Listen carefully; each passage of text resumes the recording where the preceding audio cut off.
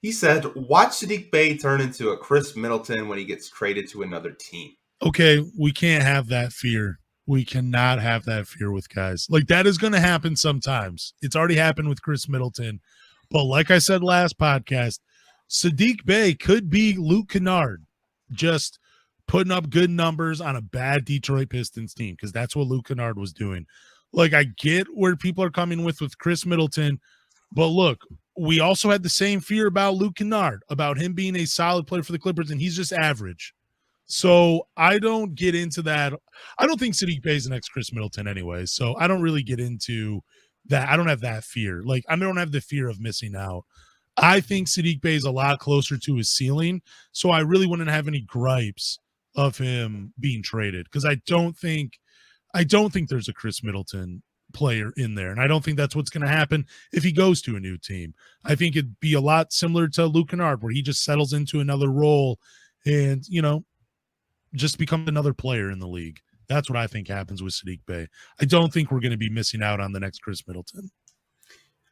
It's funny because their games are so similar to each other that, see, the way you interpreted it, like, well, he's not going to turn into a Khris Middleton because I don't think he's going to, be this all-star player. I don't think he's going to contribute to, winning basketball, right? No, I think he can contribute to winning basketball, but I think his role on a team would be similar to like a Marcus Morris or a Markieff Morris. Like, that's what I think they better. Like, if we're just talking, like, I do think that Saddiq Bey is ideally the best role for him is 3-and-D. Like, I think just shooting open threes, taking the shots when they're given to you, and then playing tough defense. I think that is the perfect role for Saddiq Bey. But I do think that since he's trying to be more than that, the Markieff Morris route is the best way. I don't see so much of the similarities between Khris Middleton and Saddiq Bey, because I don't think Saddiq Bey has a mid-range game. Like, the thing that Khris Middleton, what makes him so successful is, even if you try to run him off the three-point line, you can't defend it because his first instinct isn't just to drive to the hole. Like, he can stop and pop. You have to think about when you're defending a Khris Middleton, your mind always has to be working. We're like, all right, because he can do this, and against me. Saddiq Bey is not at that level. So that's why I don't compare him to him. See, this is why I made the comparison. Yeah. Khris Middleton didn't have that in Detroit. All Khris Middleton was a three-point shooter.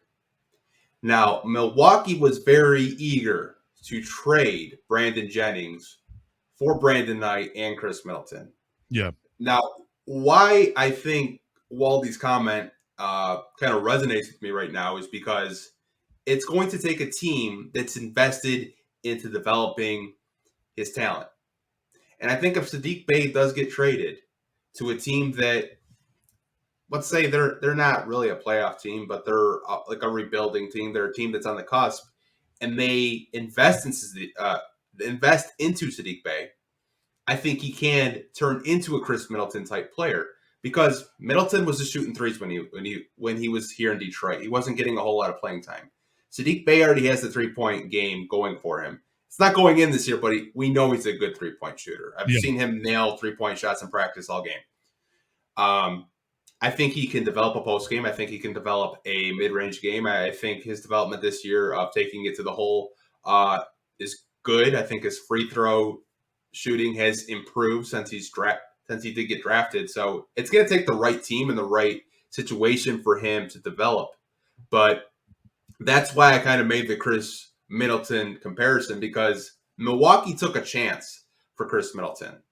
The Pistons were kind of like, he's not really good. Well, we'll trade for a high lottery pick in Brandon Jennings because we're trying to win.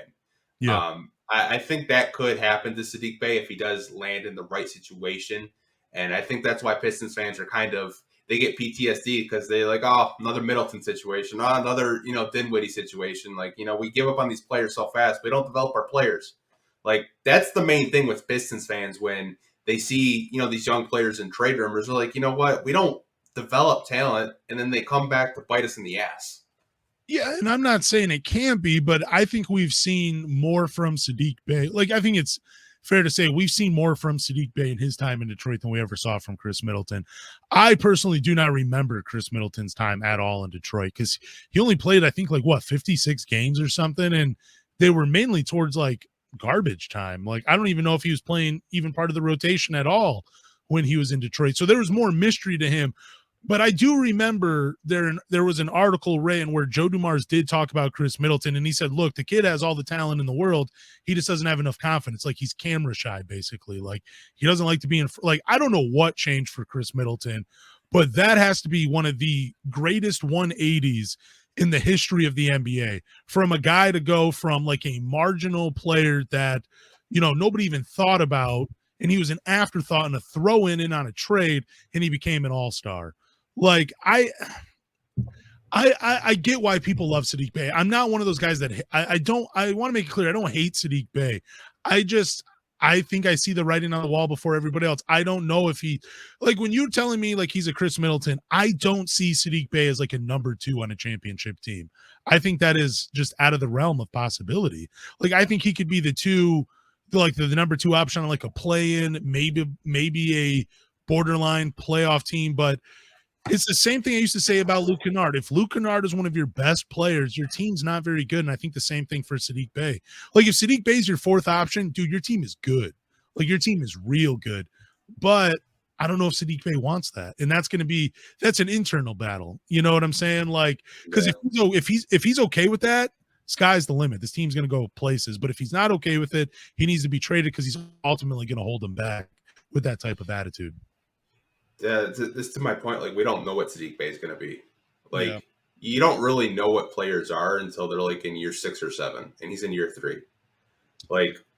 It took Middleton a long time to develop a mid-range game. It took him a long time to get that. But Milwaukee was in a situation where they weren't winning too many basketball games. Giannis wasn't the force he is today. That's my whole point. We see glimpses. The Warriors game was a perfect example of what Saddiq Bey could be as a player this year. That's what his floor is, of a guy that can get to the basket, can shoot 3-pointers, has an all-around game. I think that's my point, is we just don't know. I know you comped him to Luke Kennard, but Luke Kennard at its peak, he's just a role player. I think Saddiq Bey has a way higher ceiling than Luke Kennard did. And like I said, he doesn't really get to play that much because you have Kawhi Leonard and Paul George on your team, and you have championship aspirations. I think if you were to give up on him so soon, it could bite you in the ass in a couple of years. I mean, I think it could from maybe one game, but I don't think if they were to trade Saddiq Bey, I think in 5 years from now, we're not going to be damn. We gave up on Saddiq Bey and look what he turned into. I don't know if that's what's going to happen with Saddiq Bey. It sucks that it happened with Khris Middleton. That was a miss. I blame the Pistons for not seeing the talent. But with Saddiq Bey, and originally I comped him to Danny Granger, and I'm comping him now to Marcus and Markieff Morris. There was one point where I said, hey, Saddiq Bey could be the next Tobias Harris. I just don't see that anymore. I just see, and I don't want to say he's going to be just like Luke Kennard. I'm just comparing you to the tier of player I think he could be in, where they look really good on a bad team, but on a better team, they kind of just feel like another face in the crowd. That's it. I don't think that should be I don't want people to take that as an insult either. I'm just trying to be realistic and impartial, about all this. Yeah, it's just, I see the potential there, and I would hate to lose it just because we're not patient enough to develop it. What would you hate? What would you hate more? But I mean, would you hate if they held on to him too long? If this was Saddiq Bey's highest, this was the highest trade we could get. His value was never going to be higher than it is this season. Wouldn't you hate more that you held on to him and didn't trade him? Wouldn't you hate that more? No, because if I tried to develop him and it didn't work out, then I can live with that. I couldn't live with being impatient and just making a rash decision. I know we talked about holding on to Andre Drummond too long. We should have traded him. I think that was more of a team thing where they were trying to push for the playoffs and they didn't even want to hear the rebuild word. Yeah. I could stomach him being on this team, giving him a contract extension and continuing to develop his game because I think he's the hardest working player on this team. Like we saw articles of him doing mountain training in Denver. Like he's just built different. Like people are like, he's had opportunities. He's had a lot of opportunities. Middleton didn't have opportunities. You're right. Middleton didn't have opportunities. He barely played. He played in crunch time. He played in garbage time. Like he didn't really get to play that much unless there was an injury. Yeah. I just think there's something there with Saddiq, and I think it would be really foolish of the Pistons to just kind of give up on it so soon.